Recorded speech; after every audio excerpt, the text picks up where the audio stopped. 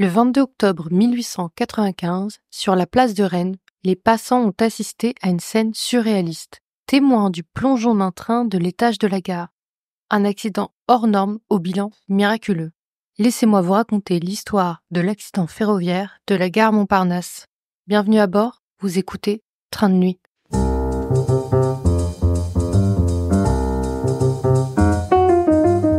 Ce jour-là, le train 56 express de Granville à Paris comporte une locomotive, un tender qui est un wagon qui transporte l'eau et les combustibles pour la locomotive, 2 fourgons qui sont des wagons qui transportent les bagages, un wagon poste, une dizaine de wagons de voyageurs et un autre fourgon.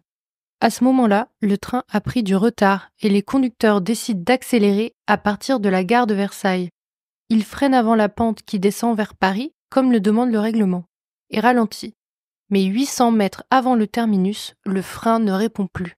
Le mécanicien tente plusieurs manipulations pour ralentir la machine, mais en vain, puisqu'elle ralentit que de quelques kilomètres/heure. Le train continue sa course à toute allure, entre en gare voie 6 et défonce le heurtoir, traverse la façade de la gare, s'avance sur la terrasse et brise le parapet.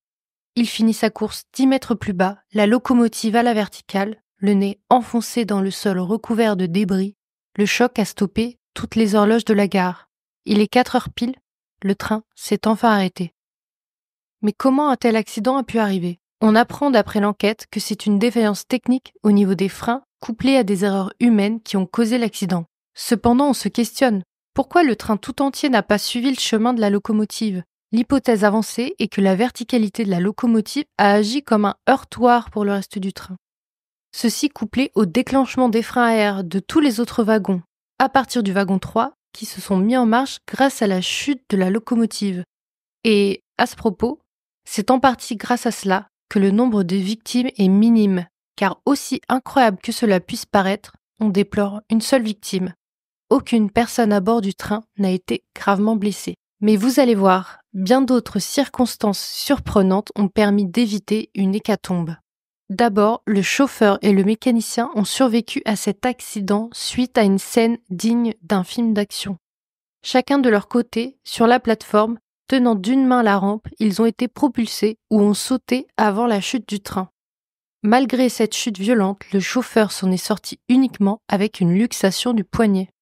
Bien qu'on peut aisément imaginer tout de même le traumatisme que cet événement ait pu engendrer chez eux. Quant aux voyageurs et au personnel présent dans la gare, personne n'a été blessé, malgré les importants dégâts matériels engendrés par les multiples éclats du heurtoir. Devant la gare, une rame de tramway avec une trentaine de voyageurs à bord, stationnés à l'endroit exact de la chute de la locomotive. Par miracle, les chevaux qui tiraient la rame ont pris peur en entendant le bruit de la collision du train contre le heurtoir. Ils se sont déplacés malgré les freins et grâce à eux, tous les passagers ont été sauvés. De plus, devant le stationnement pour tramway, il y a des abris qui ont été abîmés pendant le choc. Habituellement, ces abris sont plutôt fréquentés, mais une fois de plus, par chance à ce moment-là, il n'y avait personne. Comme vous le voyez, il y a eu un enchaînement de circonstances heureuses qui ont mené à ce bilan miraculeux. Malgré cela, une personne a perdu la vie lors de cet accident. Penchons-nous maintenant sur son histoire. Les informations sont plutôt variables la concernant, ce qui est plutôt consternant étant donné qu'il est question de l'unique victime de cet accident. Il s'agit de Marie-Augustine Aguilar ou Aquilar, née le 17 février 1857.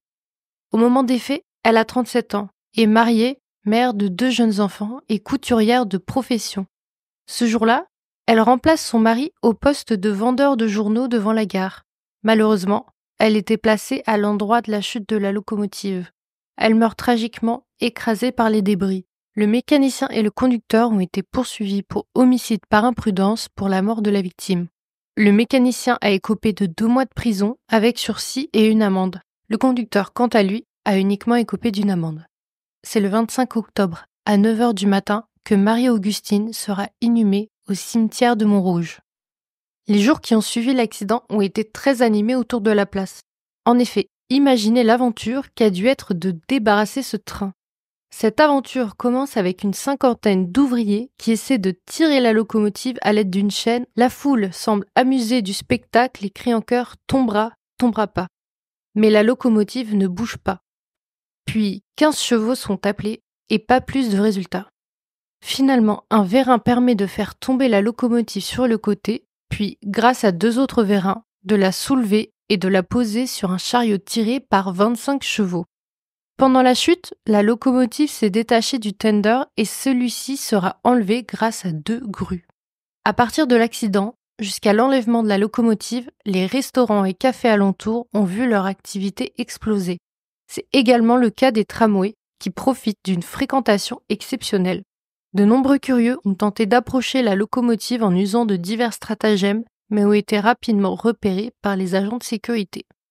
Comme on peut s'en douter, cet accident spectaculaire a marqué les esprits, au point qu'on en retrouve des références dans diverses œuvres à travers le globe.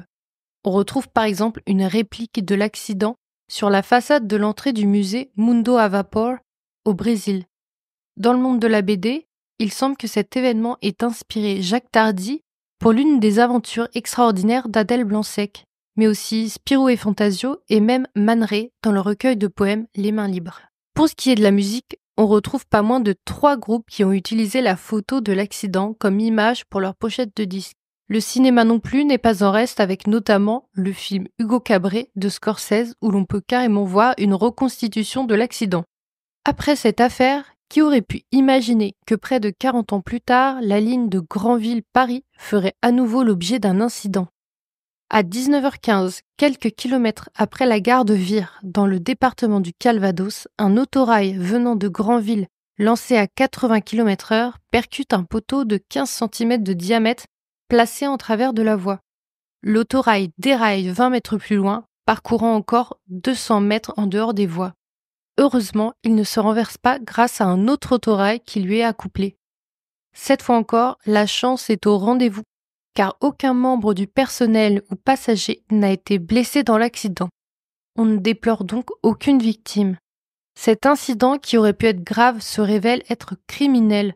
L'adjudant Tanguy et les gendarmes Gauthier, Fautrel et Offray arrivent sur les lieux et sont rejoints plus tard dans la soirée par le parquet.